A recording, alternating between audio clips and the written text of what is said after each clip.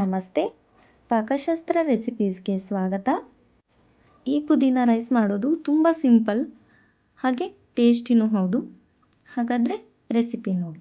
ಒಂದು ಮಿಕ್ಸಿ ಜಾರ್ಗೆ ಸ್ವಲ್ಪ ಪುದೀನ ಹಾಕ್ಕೊಳ್ಳಿ, ಸ್ವಲ್ಪ ಕರಿಬೇವು ಹಾಕ್ಕೊಳ್ಳಿ, ಸ್ವಲ್ಪ ಜಾಸ್ತಿನೇ ಕೊತ್ತಂಬರಿ ಹಾಕ್ಕೊಳ್ಳಿ, ಹಾಗೆ ಕಟ್ ಮಾಡಿರೋ ಶುಂಠಿ ಹಾಕಿ, ಒಂದು 4-5 ಬೆಳ್ಳುಳ್ಳಿ ಹೆಸರು ಹಾಕಿ, ತುರಿದಿರೋ ಕಾಯಿನ ಹಾಕಿ, ಹಾಗೆ 4-5 ಮೆಣಸಿನ್ಕಾಯಿ ಹಾಕಿ ಇದನ್ನು ನೈಸಾಗಿ ರುಬ್ಕೋಬೇಕು.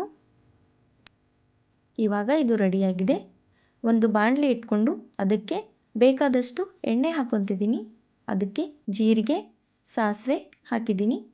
ಇದು ಚಟಪಟ ಅಂತ ಇರುವಾಗ ಸ್ವಲ್ಪ ಕರಿಬೇವು, ಒಣಮೆಣಸಿನ್ಕಾಯಿ ಹಾಕ್ಕೊಂಡಿದ್ದೀನಿ. ಇದನ್ನು ಚೆನ್ನಾಗಿ ಫ್ರೈ ಮಾಡ್ಕೋಬೇಕು.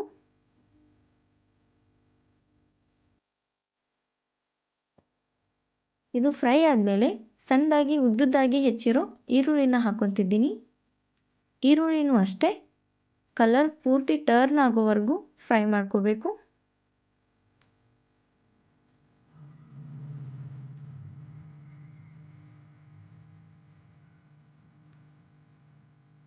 ಇವಾಗ ಈರುಳ್ಳಿ ಎಲ್ಲ ಫ್ರೈ ಆಗಿದೆ.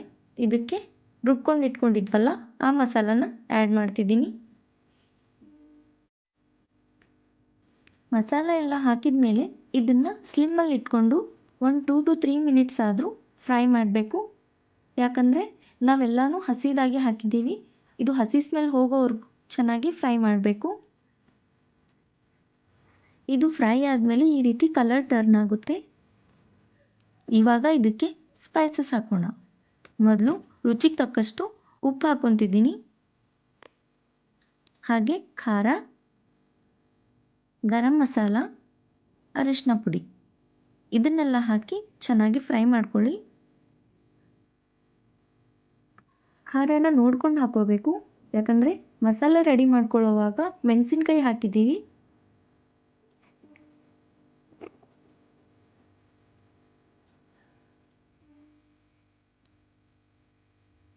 ಇದು ಫ್ರೈ ಆದಮೇಲೆ ಇದಕ್ಕೆ ಉದುರುದ್ರಾಗಿ ಮಾಡಿಟ್ಕೊಂಡಿರೋ ರೈಸ್ನ ಆ್ಯಡ್ ಮಾಡ್ತಿದ್ದೀನಿ. ಈ ಮಸಾಲೆ ಎಲ್ಲ ರೈಸ್ ಜೊತೆ ಚೆನ್ನಾಗಿ ಮಿಕ್ಸ್ ಆಗಬೇಕು. ಗ್ಯಾಸ್ನ ಸ್ಲಿಮ್ಮಲ್ಲಿ ಇಟ್ಕೊಂಡು ಮಿಕ್ಸ್ ಮಾಡ್ಕೊಳ್ಳಿ. ಇದು ಮಿಕ್ಸ್ ಆಗಿದ ಮೇಲೆ ಮೀಡಿಯಮ್ ಅಥವಾ ಹೈ ಫ್ಲೇಮಲ್ಲಿ ಅನ್ನನ ಫ್ರೈ ಮಾಡ್ಕೊಳ್ಳಿ. ಆದಷ್ಟು ರೈಸ್ನ ಉದುರುದ್ರಾಗಿ ಮಾಡ್ಕೊಂಡು ಇಟ್ಕೊಳ್ಳಿ.